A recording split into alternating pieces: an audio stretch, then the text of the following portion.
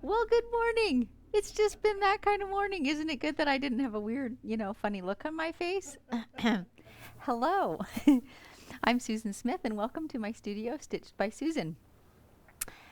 Yeah, this is a from my studio. It's just my husband and I doing it, and we're not professionals at this. We're learning a whole bunch. And so he's got a monitor that I can usually see, and I see the countdown and all that stuff happening, but not today. And suddenly he's like, "Oh, you're live." So thanks for that, hon. Anyway, welcome to my studio. For those of you who are new, this is one of my live and unscripted episodes where I take a quilt from start, like loading up on the long arm, all the way through finished and unloading it. It's not a lesson per se, but kind of how I treat it is I just talk through the quilt that I'm working on. In this case, it's a client's quilt. And often, if you've done a number of quilts, you know almost every quilt, because it's fabric and it flexes, almost every quilt has some kind of challenge or thing that you need to be aware of as you're working through it. So while this is not a lesson, with each episode, I just talk through my choices and decisions for that particular quilt. So whether it's the thread color that I choose, or whether or not to baste, or whether it's got wavy borders or a wavy interior or whatever the case may be. I just talk through it as we go. So that's kind of what's coming. If you are new-ish to long arming, I think you'll find this really useful. Because of course the thing about working on a long arm machine is that you're all by yourself. There's really no opportunity to work alongside someone else and just pick up their tips and tricks. So oftentimes when you purchase a long arm, perhaps new, you'll get classes or things with it. But especially if you've gotten a used one, and that's how I started. It was very lonely and very daunting, all those decisions that had to be made for the first few quilts, and you just didn't know. So hopefully this will be you, and you can just kind of I do things in my studio. I make no to being the only way or the right way. This is just the way I do it. And so there's a chat window open all the time, and you're free to chime in at any time. And my husband, the producer, is holding up a new mic pack, so I guess we're changing that out. Is that what we're doing, hon? Yes, I'm going to mute you. Okay, I'll get a sip of coffee while we do that.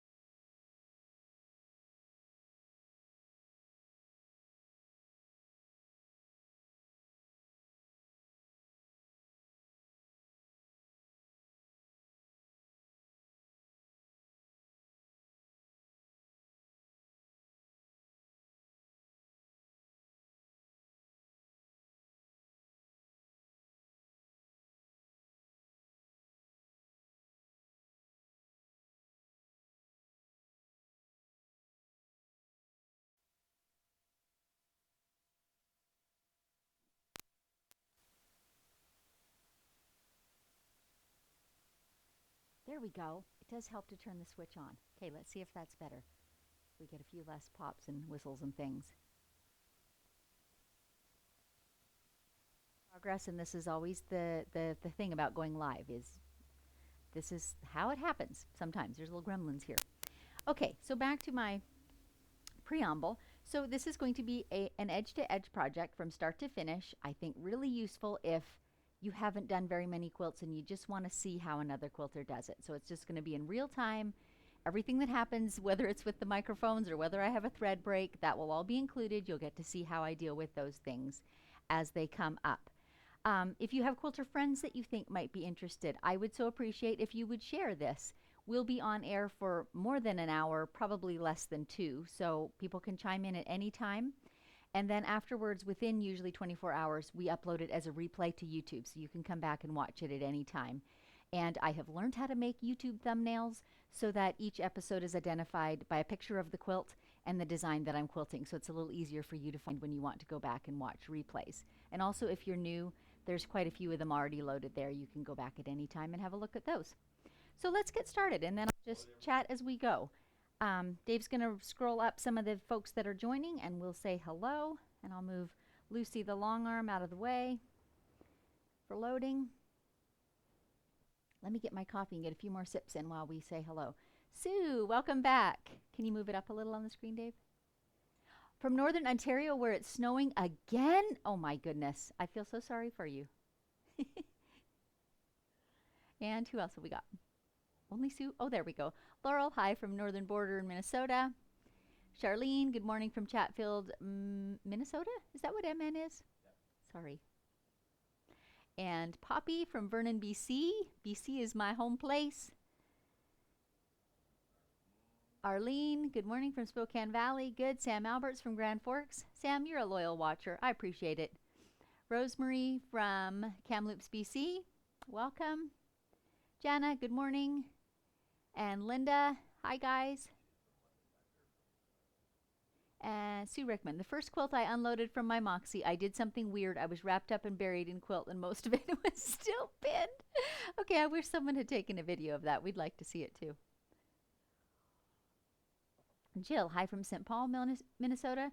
I watched the Spineless Feathers boot camp a few weeks ago and quilted a quilt for charity through Minnesota Quilters. It turned out so cute. I'm so glad. I'm so glad you found that helpful. Ann Martin, good afternoon from Hasbrook Heights, New Jersey. Laura O'Hare, welcome. And Sue Nelson DeWitt, I have a panel loaded to try the freehand feathers. I'm always hesitant when I start. Yeah, I don't know if you ever get over that, but just dive in. Just do it.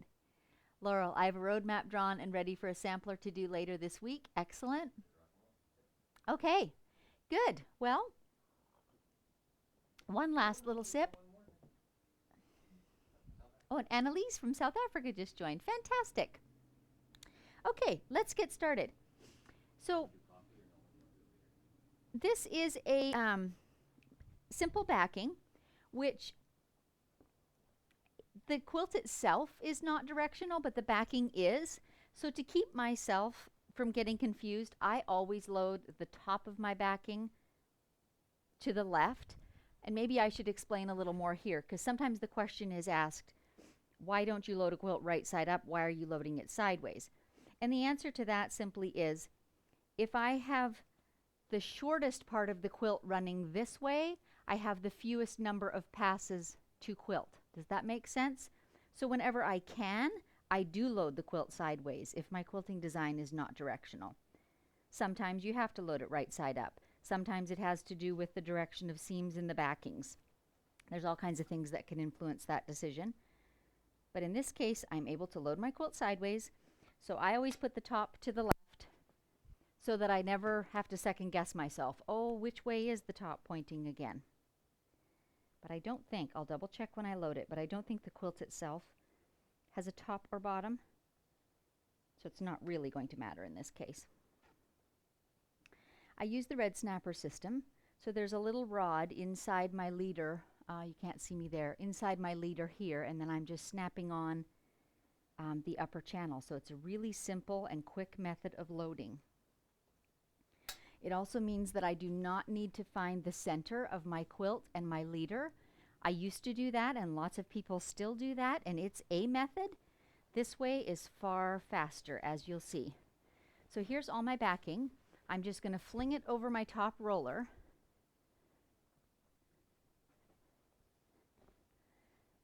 And then I'll come around the machine and you'll get probably a good look at my hair, unless Dave changes the camera for me.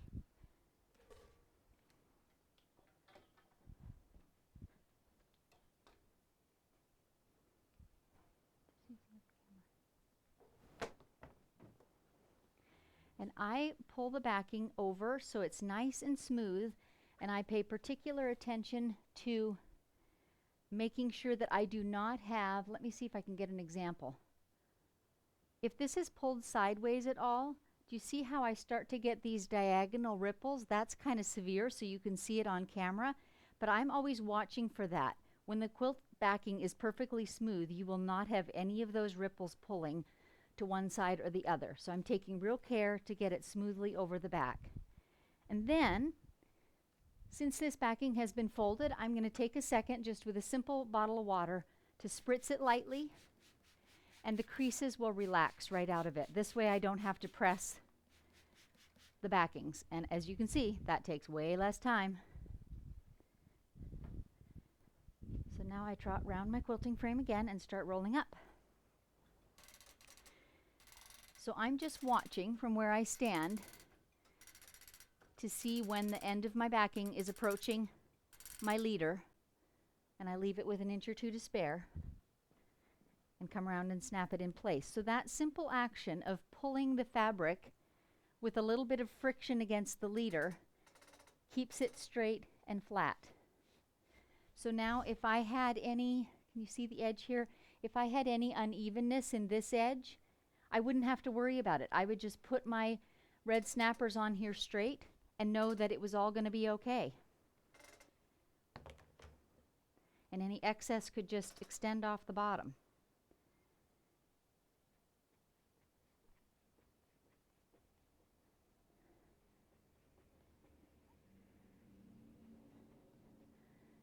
I'm actually going to pull that leader off. I pulled my fabric just a little too far, so I'm going to pull it back a bit. I don't feel like I had quite enough overlap. Again, this one is nice and straight, so I'm able to just tug it over and kind of line it up with my leader. If it wasn't straight, I might consider going back around and re-rolling the backing on. Still far faster than pinning, but I do want it to be accurate. So if I needed to, I would just repeat that process.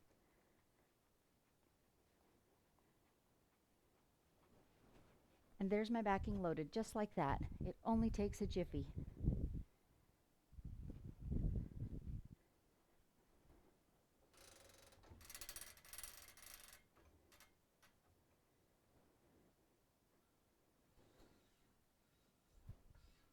Straight and flat, good to go. I'll just grab the batting, which is currently off camera.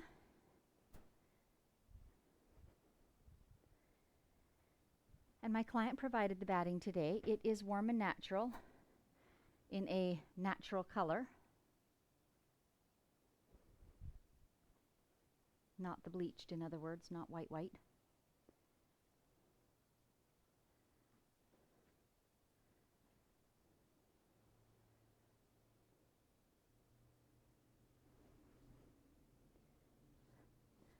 So I typically float my quilt tops, which is to say they just float over the front of my belly bar and hang down. So does my batting. So neither of them are going to be attached at the front end. And here's the pretty little quilt. And we're just going to double check, because it never hurts to double check that it's not directional. And it's not. It has these little kind of comic strip animals. Cows, monkeys. Are there any pigs? Nope, but there's giraffes, ostriches. Super cute, but they go in all directions.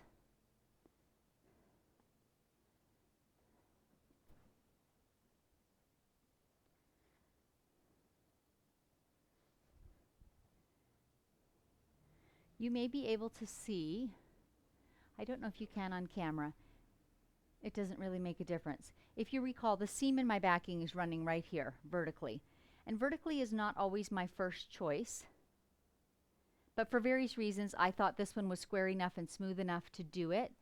But what I've got happening is a little bit of sag right here beside that seam. So it looks like this area got a little bit maybe stretched when it was pressing. But I had it laid out on the floor beforehand to kind of verify that overall it was pretty square. So I chose to load it lengthwise. And this is little enough of a stretch in there that it's going to just be taken up in the quilting, and you'll be none the wiser when it's all finished. Okay, there is one thing that I want to pay attention to on this quilt. The corners, you can see here, are mitered, and it looks like the quilt maker mitered each one individually, so there's a bit of uneven seam here, and there's a little bit of because this is a bias seam right here, there's a little bit of stretch going on there. So I'm going to just pay a little bit of attention to that and try and get this perfectly square for her. I also have chosen my quilting design, which is in fact double loops, because that is a great one for taking up any kind of irregularities. So I do have a little bit of excess in this border that I want to take up. And as well, I want to be able to, as I'm quilting, I want to be able to shift my design a little bit to be able to stitch down areas of the seams that are maybe just a wee bit lumpy.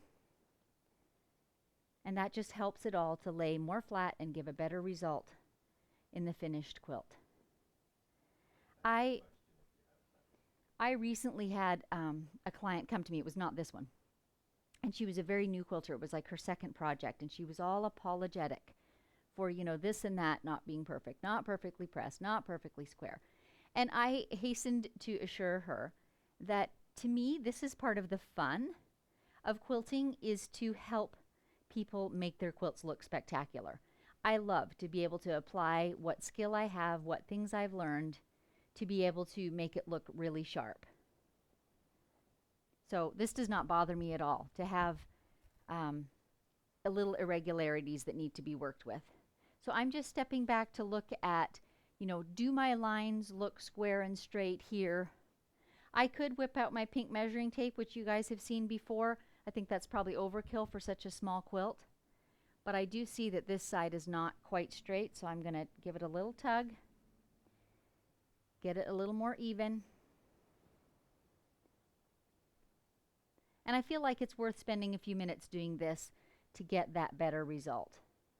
And at the corners, I'm just going to ease in some of that excess that's stretched out a little bit, and I'm also going to basically cut off the tiny tips of that corner. You'll see as I baste it.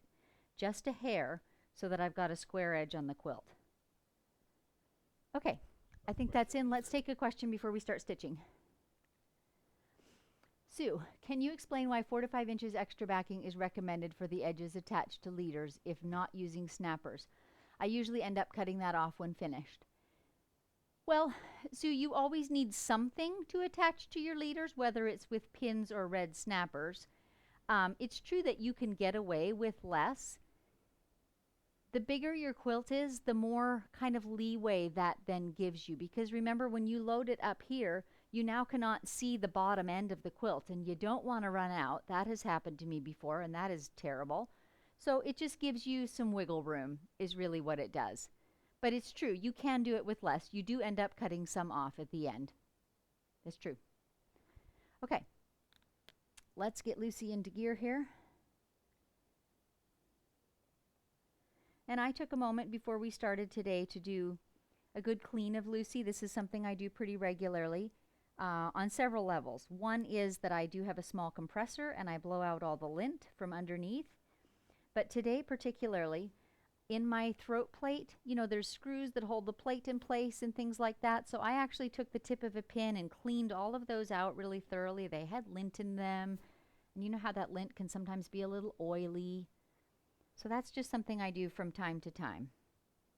And I will often keep little tiny scraps of batting or even cut one off of the corner I'm working on just to thread through my hopper foot and around the top of my needle area and things like that, just to keep things pretty oil free.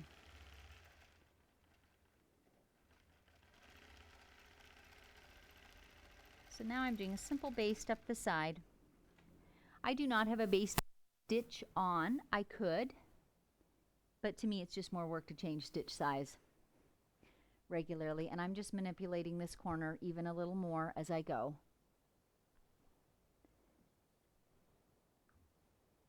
I'm putting, can you see my thumb up here? I'm putting a little pressure on the area that's already been stitched. That pulls up, believe it or not, some of this fabric. It pulls it under the needle as I'm going. It helps when there's a bit of excess fabric. And if there's a lot of excess, then I actually grasp the fabric here and really tug it under the needle. And by really tug, I don't mean pounds and pounds of pressure, but that just feeds it under the needle more quickly. And you can see I'm more than a 1/4 inch away from the corner.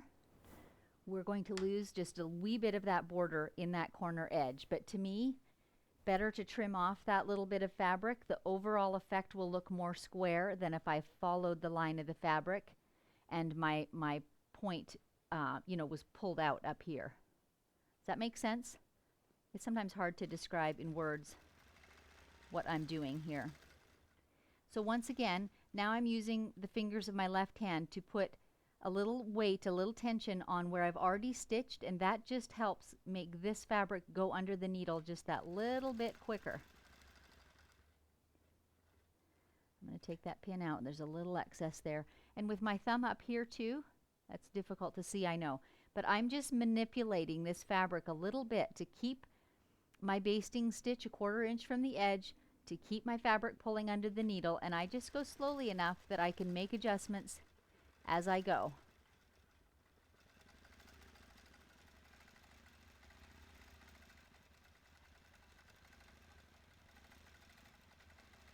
And you notice I am stitching over pins. I have not yet ever broken a needle or pin. I find that if I do it slowly enough, it's not a problem. Just pulling my quilt down a little bit. I'm finding that I'm having to manipulate my quilt downwards to keep my stitching line where I want it to be. So I'm just tugging the whole thing a little. If you watched me before, you know that's very much my style. Figure it out as I go. I know there probably are quilters who get it much more carefully pinned in place beforehand. I'm a bit of a wing it person. On the other hand, I've done an awful lot of quilts, and so my winging it is also backed up by, you know, experience. I'm not just hoping it will turn out in the end. I'm pretty confident that it will. So now I can do a couple of things on this side. I can pull from behind the needle to pull more fabric under the needle a little faster, because you see I've got excess to take in here. Or I can have my fingers in front and be pushing it under. Either one works. I'm just going to reach up and put my channel lock on so that I know I have a perfectly straight vertical line here. That's one less thing I have to think about.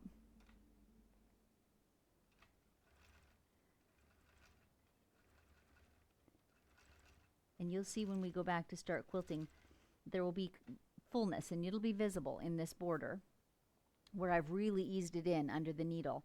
However, the design that I've chosen will eat that up very easily. And we'll end up with a nice, smooth looking quilt, and no one will be any the wiser.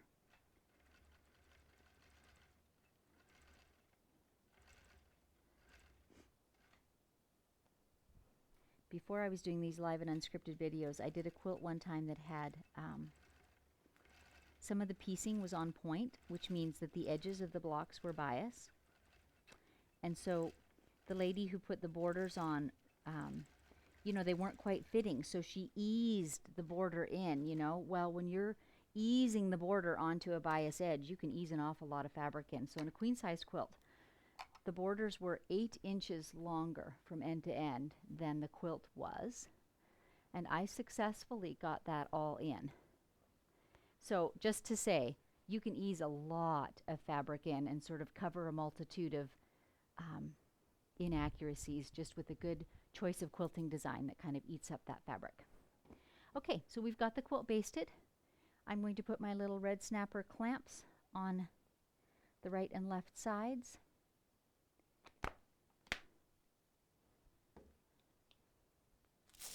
They keep everything nice and flat and smooth while I'm quilting. I don't put high tension on them. They're just enough to keep it smooth so that the back can't ripple up or shift as I'm quilting.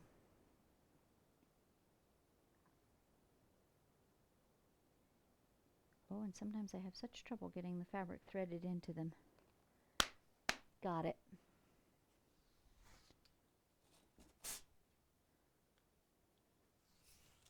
So for my system, and different machines are different, but nothing on my clamps, you can't see me there, I'll come to the other end. Nothing on my clamping system is elastic. The red cords are not elastic. The strap holding my actual clamp is not elastic, so I can exactly control how much tension is on my quilt. I don't know that that's a better way, it's just the way that I'm used to. And then I have these bar magnets. Where are we?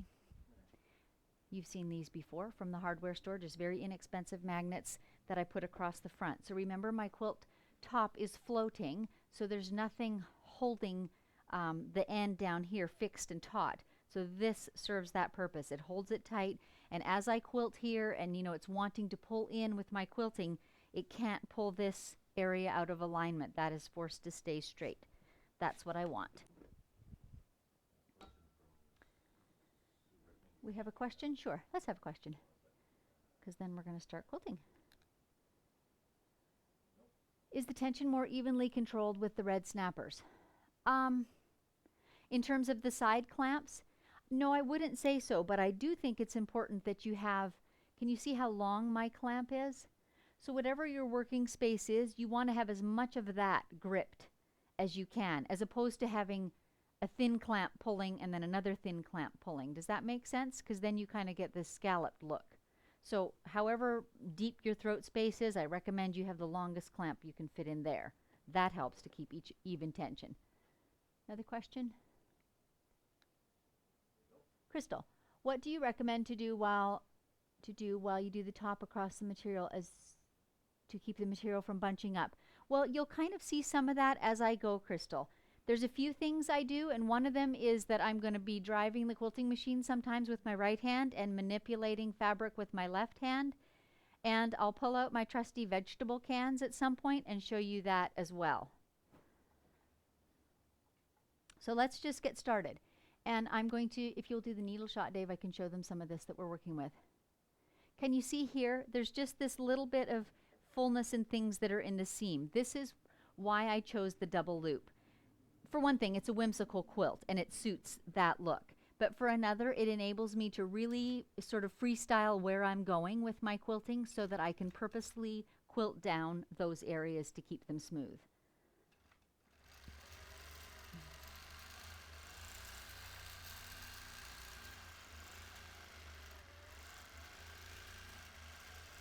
So now you're seeing me, I'm just putting almost tension on the quilt with my left hand, stretching it just a little. And that just keeps it beautifully smooth. And then in areas where the quilt top is smoother, I don't need to do that at all. And while I'm in the green and my stop won't show, I'll show you what I do when I can't free up one hand, because I know lots of you maybe aren't comfortable quilting with the one hand. You're going to get a kick out of this. I need the other camera for a sec, Dave, if I could. Which one? Okay. Now they can kind of see. There we go. Okay. Vegetable cans, believe it or not, any can will do. Any small weight will do. You can literally place these on both sides of your quilting arm. I can't let go because I'm afraid it will roll off, but when you're a little further into the middle of the quilt. And what happens is it's doing the same thing my hand did. It's just putting some tension on that fabric while you quilt it. It's putting tension on all the layers, so it's not displacing, it's not moving the top around where you don't want it to be, but it's stretching any excess. So you stitch it in place, and then when you remove the cans, it's all evenly dispersed and stitched down. And if you put them this way, this orientation beside your stitching arm, they'll just move out of the way as you sew, so you don't have to worry about bumping into them, right? They'll just roll as you sew. Very cool. That is not my original idea. I don't know whose it was originally, but it is fantastic.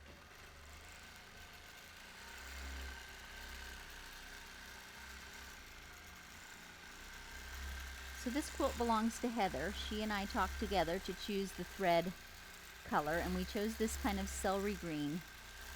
It's kind of, it plays up the whimsical quality of the little creatures that are on here. It's kind of a playful color. It does not show up a lot on the green, but on all of the other colors it shows up about equally. You can see it on the cream, you can see it on the orange, you can see it on the red.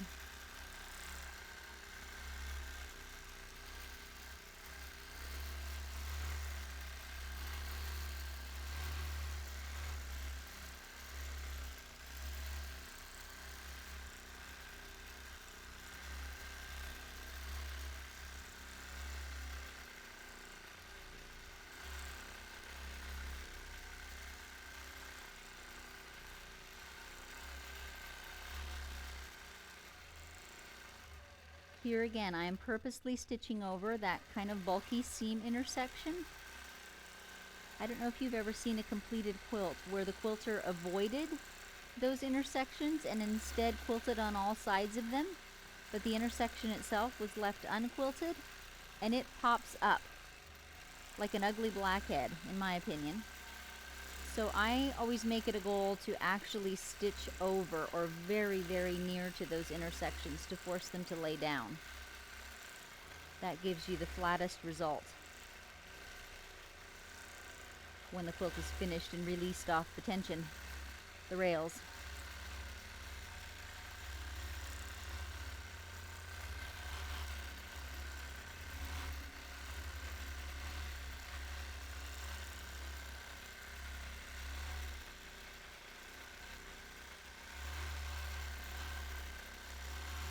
One of the things that I absolutely love about freehand quilting, and this design is such a good example of it, is that quilting freehand can be an excellent place to be building your skills, so that when you go to do something more elaborate or fancy or detailed on a custom quilt, you've got those skills in place. So I bet you can't guess what we're practicing here, can you? Of course, we're quilting circles. So this is a great design for practicing having control and making round circles. And because it's whimsical and casual, it doesn't really matter if you're not terribly accurate, but it's an awesome chance to be thinking about that and focusing on it. And I guarantee you, after a whole quilt of this, you will have nicer circles than you did when you started.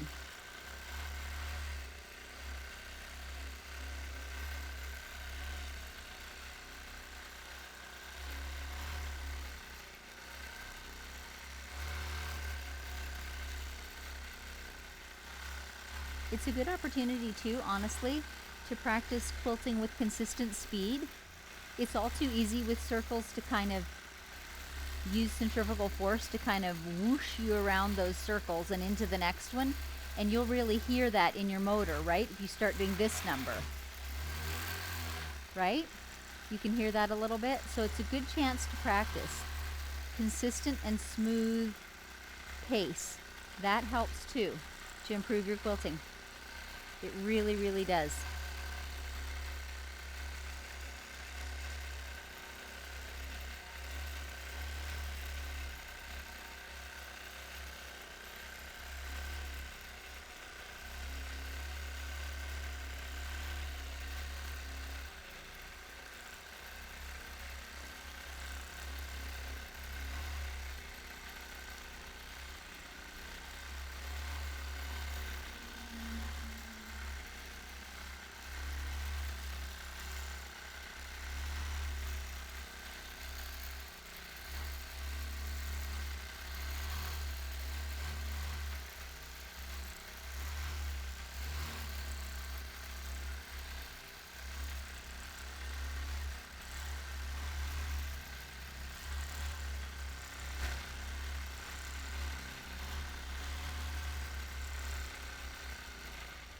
Once again, I've got a thick seam there, and I'm just slowing down a little bit. I don't want to tear over it and break a needle or anything, so I just slow down a little in those thick places.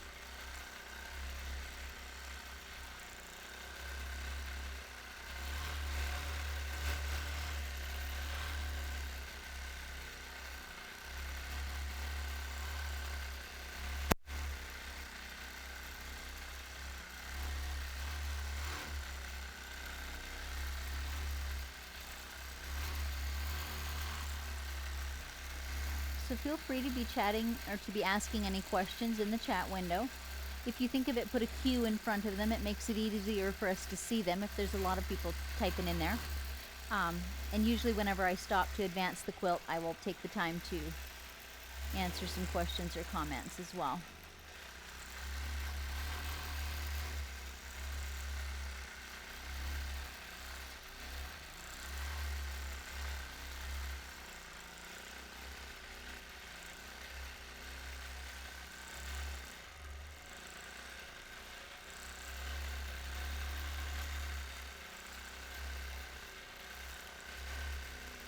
Right over those seams. And those seams are quite thick. There's a lot of different layers of fabric coming together there. And my client did a great job of pressing her seams, in some cases open, in some cases to one side, but she reduced the bulk as much as she could. But inevitably, just where there are so many seams coming together, you're still going to have bulk. So stitching right over it is a good way to minimize that. And here we come to a corner again, so I'm just driving with my right hand, just ever so slightly using the weight of my left hand to manipulate the fabric a little bit. But you can see all those little puckers that were in there smoothed right out. Circles like this are a really great way to literally pull in fullness as you're quilting.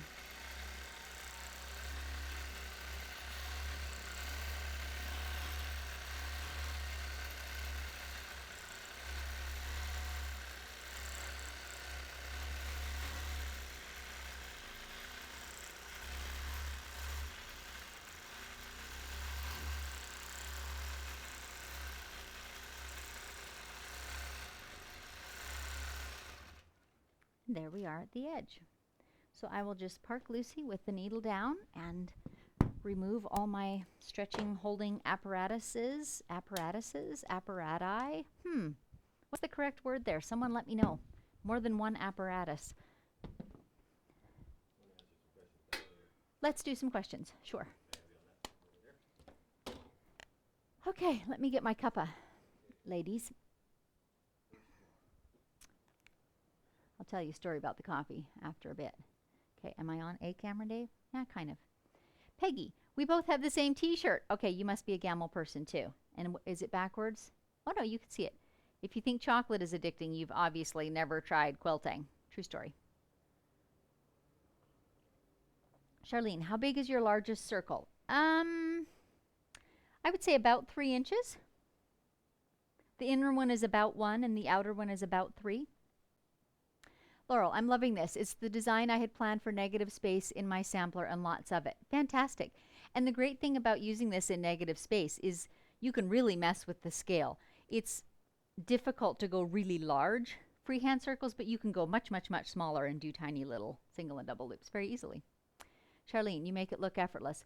Well, I've done quite a few of these loops, let's just say, on quilts over the years. Crystal, I love your picture, by the way, Crystal.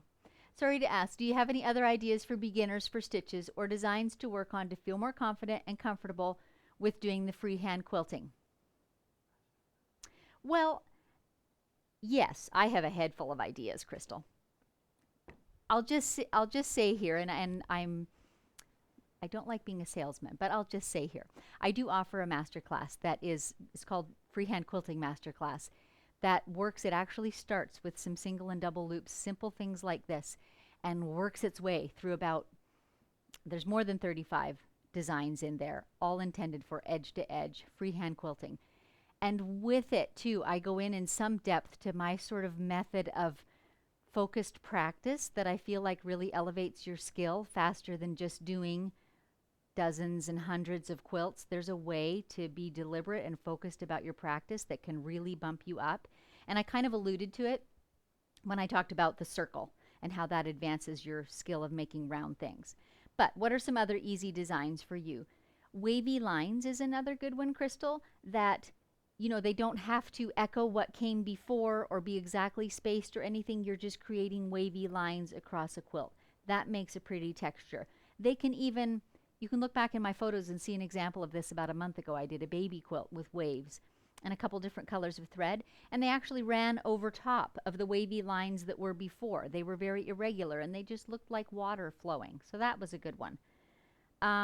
What's another good example for simple ones? I mean, there's the obvious meander. I don't think that a meander is the easiest design out there. I think these loops are easier, frankly. So, but I will often take the loops like this, or single loops. These I've kind of doubled up, but you can also single them, and then you can drop in things between the loops. So whatever your quilt has on it, maybe your quilt has flowers, maybe your quilt has stars, or maybe ivy leaves or hearts. So you can be looping around your quilt and then just drop in these little elements that suit your quilt. That's another great one for a beginner. Hope that helps.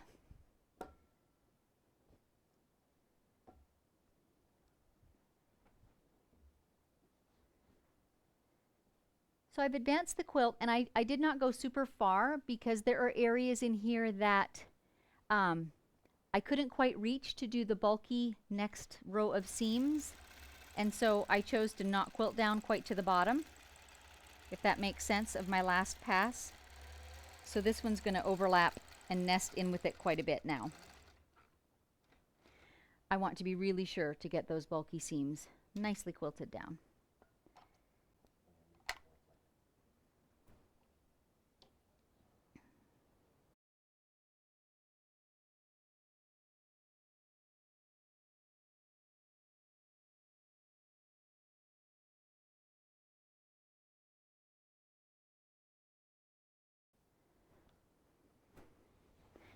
Right, so I'm just basting. As you saw, I basted on the right hand side. Now I'm going to baste on the left hand side, and I've used my fly by the seat of the pants method to gauge the seam allowance that is running right across the top of this bar. I want that to be straight, right? That helps me know that my quilt is advancing square, and I can see that it's a bit longer over on this side. It's wanting to curve downward, that seam allowance, so I'm taking note of that, and I'm pulling the edge of my quilt up so that that seam allowance is straight. And now I'm aware I've got to get this bulk. There is a little bit here, but it's not bad, but I've got to get that quilted in order to get a square quilt when I'm finished. If I didn't, if I just smoothed it down and kept going, I would end up with a longer corner on that side of my quilt. So that's just something that experience has taught me. You certainly could kind of measure your quilts before you load them, and you would know that for sure, right? And you could put a pin on the side that you need to pay attention to and take up the excess, any way that you can do it. But as I said, I've done a bajillion of these, so I'm kind of doing it by eye. But I really do use the seams that exist in the quilt as my guidelines. I've just learned to pay attention, to watch for them and make sure things are falling into line and never let it sort of get out of hand. So once again, I'm putting quite a bit of tension behind the area that's already stitched. How well can you see me? Not very. Do you want to show the needle, Dave, a moment? I just want to show this. I've actually got my hand under the batting because this is so tiny to grasp, so I've actually got the batting in my hand too. And I'm putting quite a bit of tension on here to pull this under the needle. And now you can see I do have a little pucker going on. That's the easing that I've pulled in. That will quilt out just fine. Far better than to make that smooth and then end up with a whole bunch at the bottom and a pleat, right? So that's how I'm avoiding a pleat.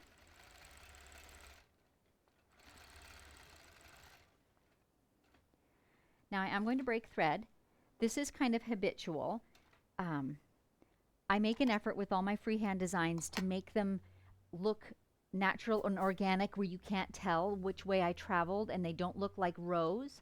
So part of my process for doing that is I alternate the direction of my passes. So the first pass I started at the left like handwriting and went to the right. This pass I'm going to start at the right. And you may think to yourself, well, they're all circles and loops, it doesn't really matter. And you're probably right, it doesn't. It's just force of habit at this point.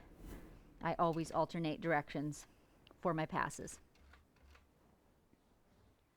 I've got my magnetic bars on the front already, so we are good to go.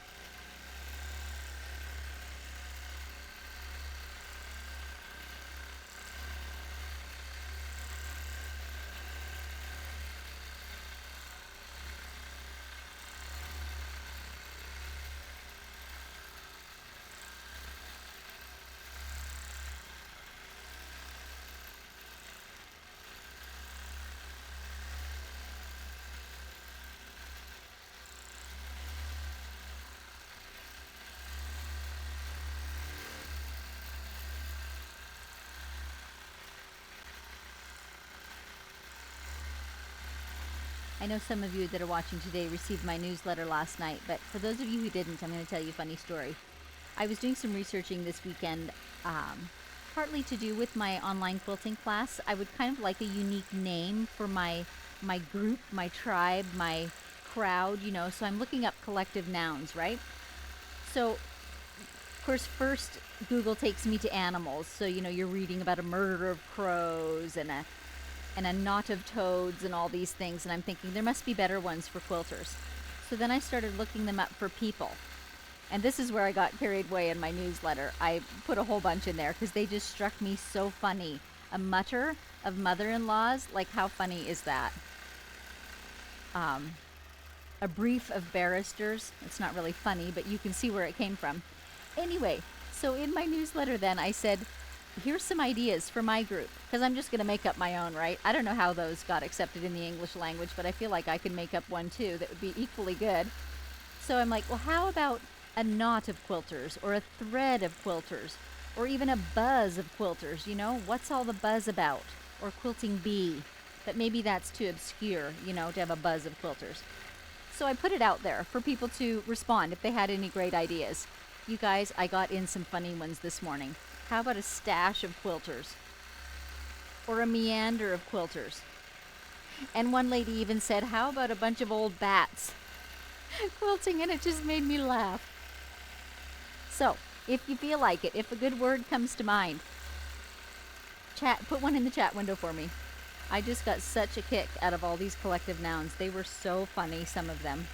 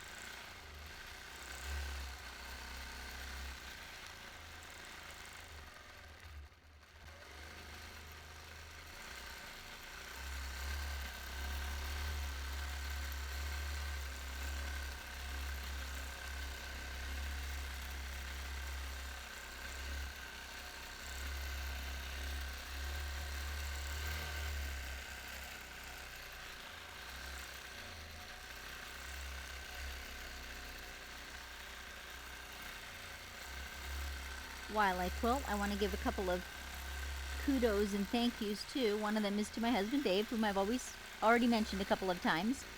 He's the producer. He's the guy behind all the cameras and wires and internet hubs and all those things that would totally baffle me if I was on my own.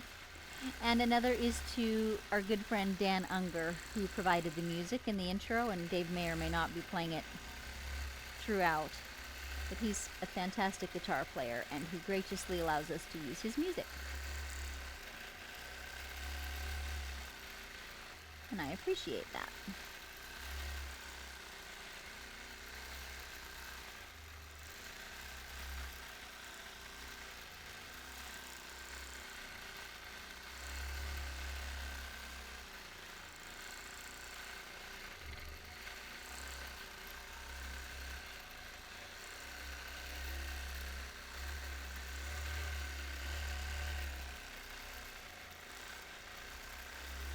I should mention too, quickly before I get to the end of this row, some of you I know were here when a few weeks ago, maybe even close to a month ago, when I was doing the sundress quilt, which was a fairly large and in-depth custom quilting project on a hand embroidered quilt.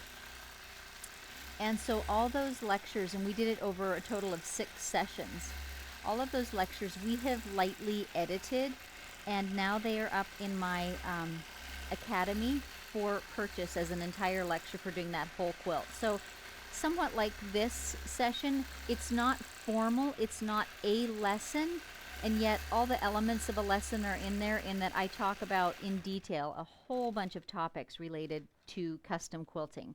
So, you know, in that particular case, it was quilting on or around embroidery, and it was using double batting, and it was basting, and you know, all kinds of custom fills and things like that. So all of those are included in that lesson. So Dave's going to put a link, I know he is, in the chat window for my little academy at Thinkific.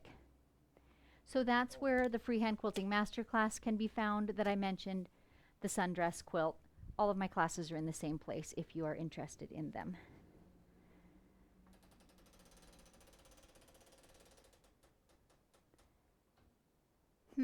So here I'm left with a little decision. And I'm not sure why I cut my thread there. I was not really thinking. The decision is this, and I'm not even sure what you can see on camera now because I'm seeing a totally different screen, but that's okay. My quilting space that's left is a little too wide. There are areas that I couldn't quite quilt against my roll, so I'm going to actually back it up quite a bit, because here's the thing. I need to do one of two things. I either need to go forward far enough so I can baste this edge securely and then go back and forth a little bit to finish the quilting, or I need to back this up far enough that I could put my magnets on the front. I never want to leave this loose while I'm quilting in here, because what'll happen is it'll pull up like this as I quilt. I mean, that's a bit severe, but you get the gist of it. And you don't want that to happen. So let's see what I'm going to do. I'm going to advance it a little more, and I'm going to baste this outer edge. That way I know that my quilt is all held in place and cannot shift. And then I'll have to back it up a little bit to do the actual interior quilting. And that's easily done.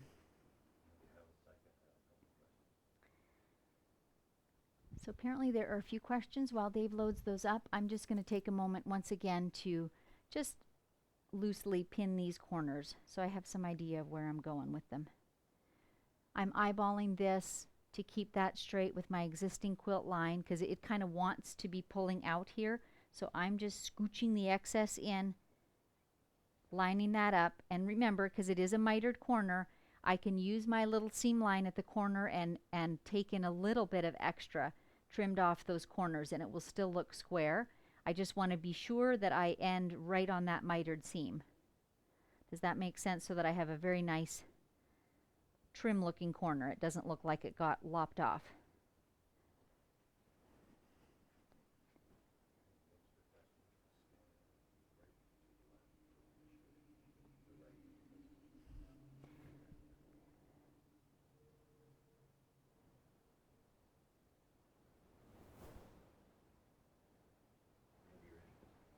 Okay, I'm ready for a question. I'll just keep pinning while we go. Okay, what's our question? Carol, what magnet are you using? Apparently Dave answered that. They're just from a hardware store. I couldn't tell you what brand, but a lot of hardware stores carry them. You just have to be sure that the bar of your machine is magnetic. Jill, I float and use the magnets too. I added 2 drawer knobs to each bar so they're easier to handle, especially if they get stuck together. It's a great idea, Jill, and at one time I had done that too, but I have so many of the magnets. I think I have 5, and mine kept coming unscrewed. So whether I had just done it so often I stripped them, I don't know, but eventually I just tossed them and used my fingertips. But it is a good idea if you have trouble manipulating the magnets to put drawer handles on there. And Melor, how about a hive of quilters? Oh, I like a hive. I like a hive. Working together. Yeah, I like that, actually. Good idea. Jeannie McNeil, I like a stash of quilters. I totally do, too. In fact, that's one of my favorite words. I just think it refers more to the making of quilts than the quilting of quilts. And, of course, I want my group to be all about the quilting of quilts. Crystal, my stitches when I've quilted get too tight, and usually I can't get it to work. You know, just practice. I've managed to only by accidentally making meandering work once. It's just practice, Crystal. It honestly is. I'm approaching 1,000 quilts now, so, you know, it gets easier.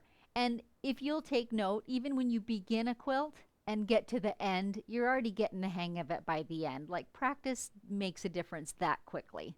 So don't beat yourself up. Donna, are your magnets heavy? Let me see. It's less than a pound, one magnet. So they're solid because they're metal, but they're not terribly heavy, no. And I just do my fingertips under. The ends are hollow, so I just use my fingertips under there for grabbing them. They do hurt if you drop them on your toe, though. Oh boy, yes. Sue, I may have missed earlier. Do you test tension on the side using the excess backing? That's an excellent question, Sue. I do sometimes do that, especially if I'm having trouble with tension, which does happen from time to time. I'll put a little scrappy strip of fabric off to the side and fiddle around in there. But usually when I'm quilting, my machine is pretty good and pretty reliable. My quick tension test is, first off, I'm looking at the top in my stitching, like even when I'm basting the quilt, and I can see visibly if the top tension looks good, right? And I run a nail underneath, like hard against the stitching underneath. And if the bottom is too tight, that laddering you'll hear or feel with your fingernail. Tick, tick, tick, tick. It'll be like a little railroad track. So that's my quick gauge for the underneath tension. And so I tighten up my top tension till I don't have any of that railroad track going on. And if I over tighten my top, I would see it on the top, right? So that's my personal method for gauging.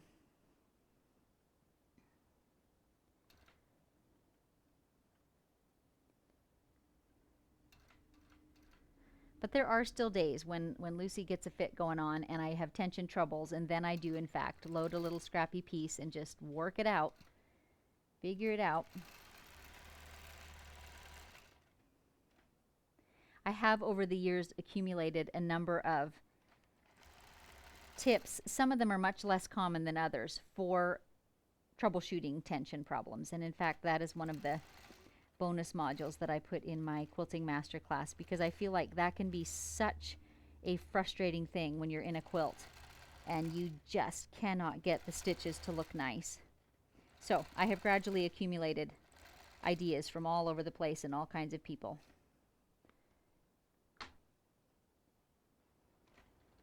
I just always start with the easiest ones and work my way to the more complex ones until I get it working.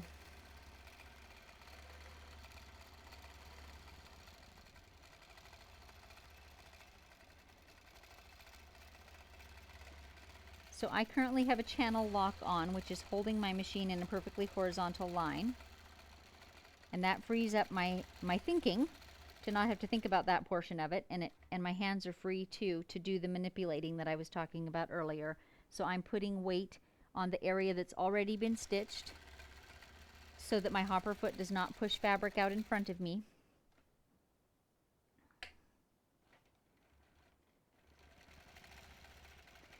And if this had tons and tons of excess, I would be pinning a lot oftener, because I could ease in much more than is even in this quilt. This is not all that severe, really, at all.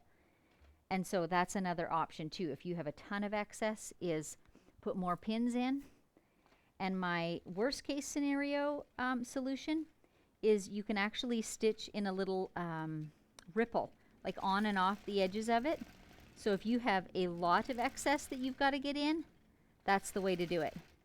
Now I made this funny looking bit on the corner of Heather's quilt. I'll explain it to her when she picks it up. But that little scallopy type of quilting takes up the most possible border excess. And wavy borders are probably the most common thing that I see on quilts. It just happens so often. It's so easy to do. Even to the best quilters, that happens. Okay, quick quiz to see if you're paying attention. Which way am I going to quilt this one? Right to left or left to right for this pass? And do we have any questions going on? I'm just going to back up the quilt a little bit so I can get back to where I left off.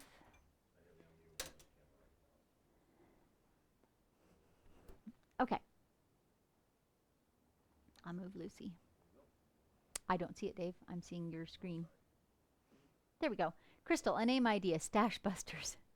I love that. I just think that that's more suited to people who are making the quilts, right? I mean, which I am too. But this particular Facebook group is quite dedicated to quilting the quilts. I'm still stuck on Hive. That one just really resonated. Now I'm struggling trying to get my fabric into my clamp here.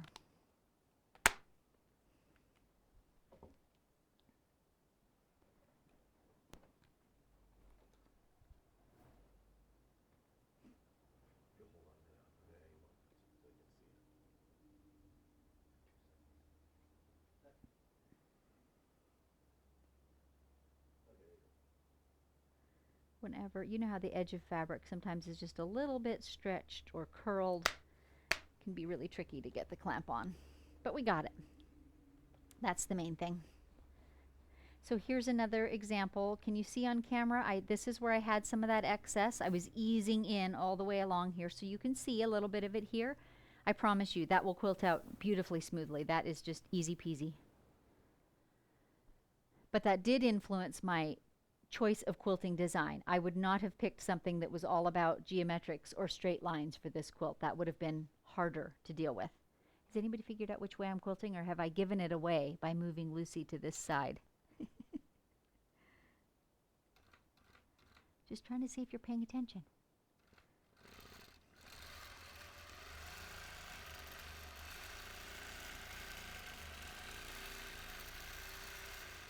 So I'm using my hand to apply weight and pressure and manipulate the fabric a bit, but you could certainly pull out your little weights, your little vegetable or bean cans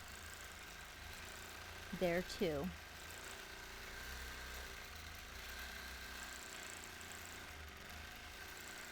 I'll tell a story on myself. I recently did a quilt, of course for a client. It always happens on the client quilts. And after I had it all finished and all unloaded and turned it over, there was a little pleat in the back. Still happens to me from time to time. And so I undid the area that had the pleat and concluded that, you know, there was enough give there that if I did it carefully, I could take in that excess. And so I reloaded it back up. And I used the can technique, and it worked really, really well. And after I had it fixed and, you know, spliced the ends of the threads, buried the ends and everything, you would never, never know. So it is really helpful to have some good tricks like that up your sleeve. You can probably see as I'm quilting, there is excess fabric, but I'm being very careful to keep any pleat from forming. So even if there's a tiny little bulge, if you will, within my circles of quilting, that will totally disappear. First, when I release this off the rails, and secondly, when the quilt gets washed. That will not show at all, but pleats will show. So you've got to avoid the pleats. That's the first order of business.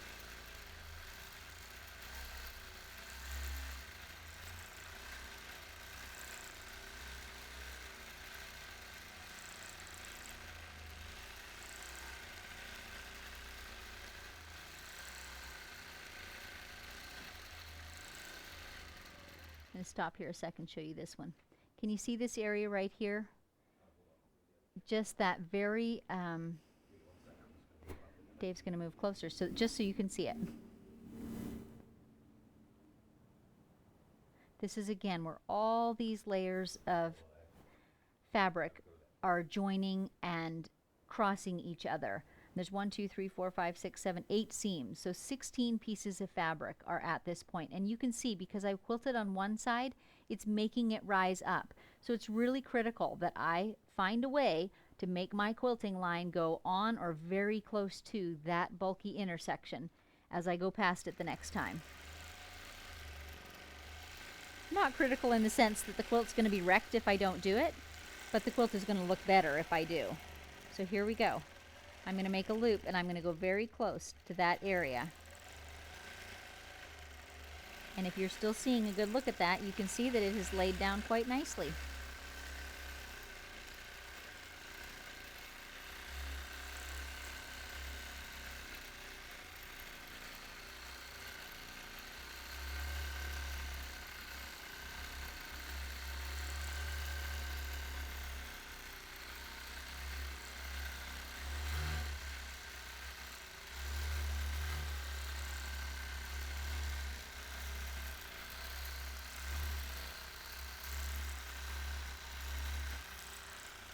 Here comes another one. Very careful to stitch right over that thick spot.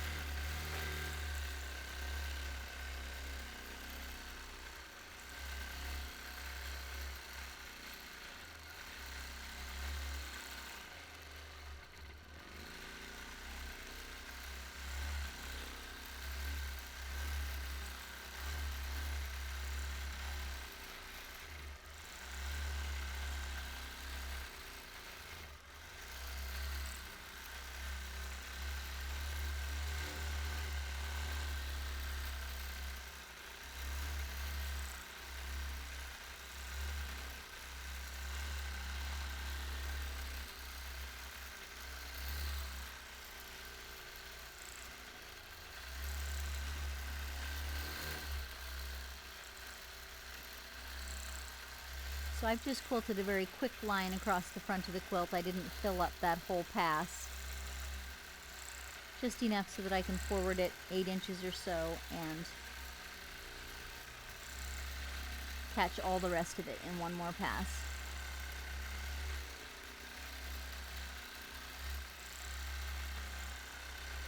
So I'm going to pause right there in that busy fabric.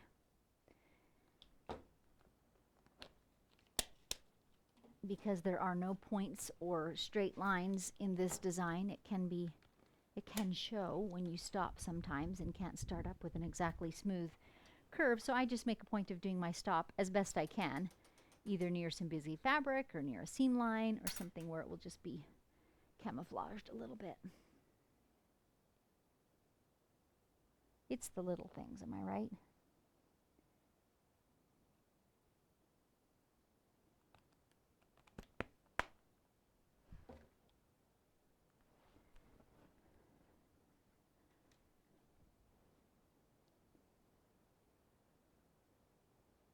Any more questions or comments, Dave, that I should be addressing since I am on the last pass? You guys are quiet this morning.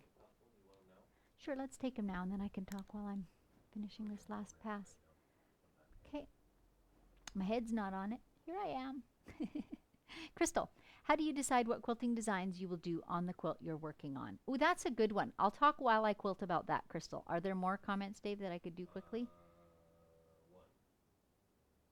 Sue, very helpful to see how you deal with all those seams. I have 2 Bonnie Hunter tops that I've been terrified to even think of quilting.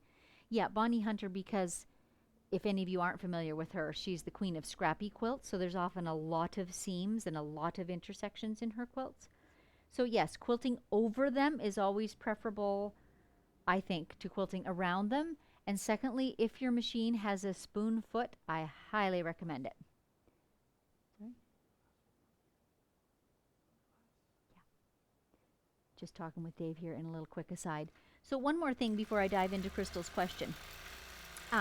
These live and unscripted episodes are always free, and so are the replays on YouTube.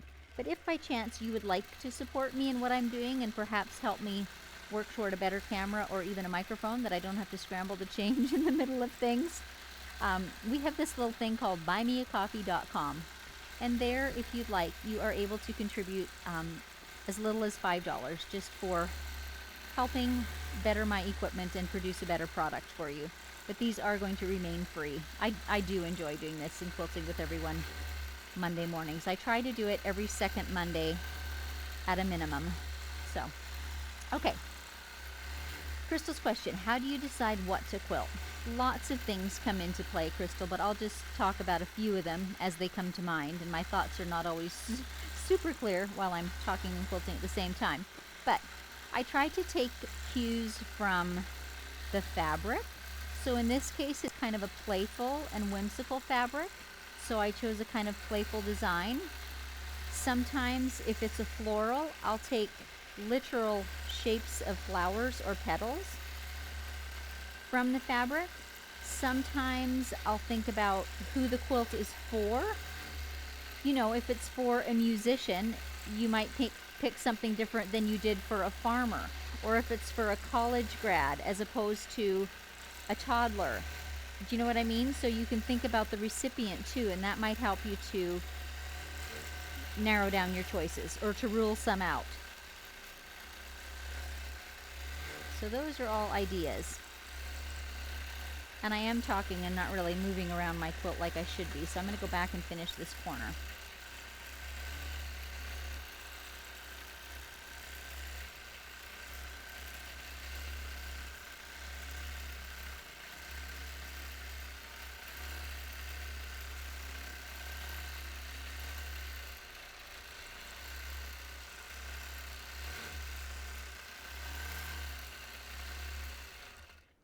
So I could feel there at the bottom of those circles, I'm right against my front rail, so I'm just forwarding, advancing my quilt. Even a ½ an inch will give me just a little bit more leeway there. I don't want to get a flat end on any of those circles. Flat side.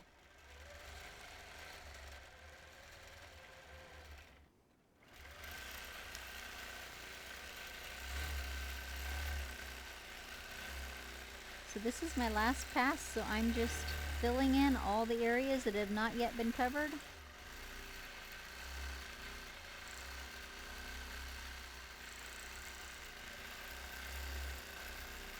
And wherever I have small areas, as I often do, nearing the edge of the quilt, I'll just fill in a single loop like I just did there. And if I need to travel to a different area, then a different spot than where I am, I'll sometimes go around a third time.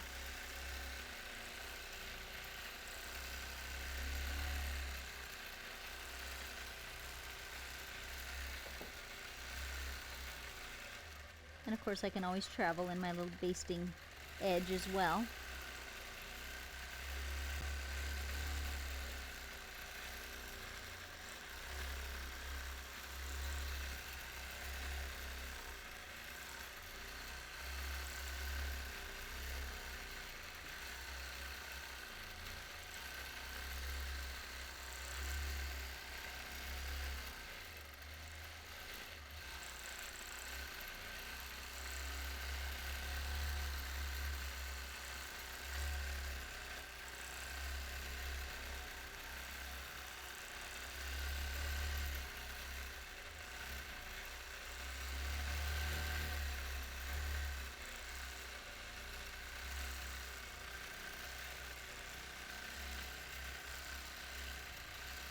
And here I'm needing to fit in a series of single loops. But because I've done single loops here and there throughout the quilt, I feel like they fit in just fine. That just looks like part of my design. All kinds of loops.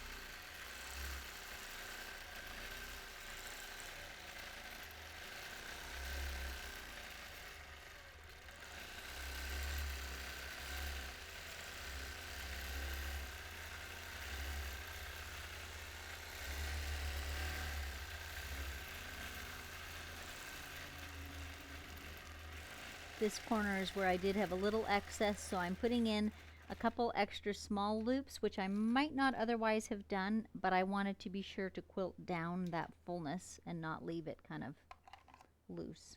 So just a judgment call I made there. And that's our quilt. Do we want to look at it from the higher camera, Dave, and see if there are any? There we go. And I know you can't super well see the quilting necessarily from the long distance camera, but as always I will get some photos, if not today then tomorrow when I have good lighting, which is usually better in the morning in my studio, and I'll post some photos on my Instagram and Facebook so that you're able to get a good look at the quilting and what the final result looks like. But that is a wrap on that one. So do we have a few more comments, Dave?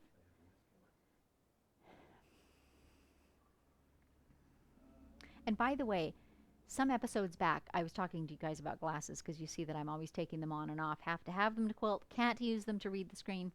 And so someone recommended readers.com for bifocal, cheater glasses. And I actually got a pair, but I haven't had a chance to try them out yet and see how they work with quilting. But thank you for the recommendation. Okay, comments.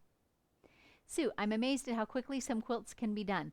Absolutely. And to me, too, this is one of the huge advantages of doing it freehand as opposed to with a pantograph or even a digital design, is the loading up time, the planning of repeats, etc., is all gone. Like I just load it, start quilting to the end. It's perfect. Love it. Sam, watching and listening while I work.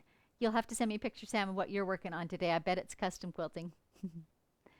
And Jana, recently I was long arming a Bonnie Hunter quilt and ran over a seam too quickly and the needle broke. Yes, there are lots of seams in her quilts. Yes, I mean, I think every quilter who's done very many has at some point had that shattering needle disaster. But not hopperfoot, but spoonfoot and going slowly and maybe even one size larger of a needle helps with those bulky seams. Jeannie, question, how was that trip you took to the Individuals Quilt Museum? Can't remember the name. It's called Kasha Quilts, And Jeannie, I'm hoping to get a blog post up this week because I took some photographs of it. It was fantastic. So the lady's name is Karen Hagen, and she has a private quilt museum in Genesee, Idaho. And she's been quilting for a lot of years, and she has, oh, way over 300 quilts, a lot of quilts. And there's humor in them. Oh my goodness. It was so enjoyable. Such a great day. And there was something about the master class, Dave, am I right?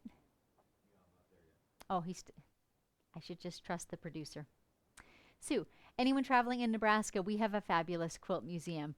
I know there are some great ones across the U.S., and one of my dreams is to have a chance to do some traveling and just follow where quilting takes me. Yeah. Sue, do you ever use a clapper or similar to beat those intersections down? Yes.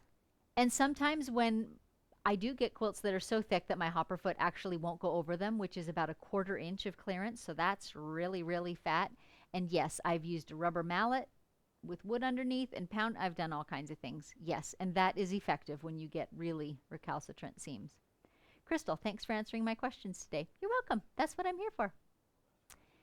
And Eileen, oh, and I'm currently taking the master class. It's fabulous. My quilting has already improved. So glad.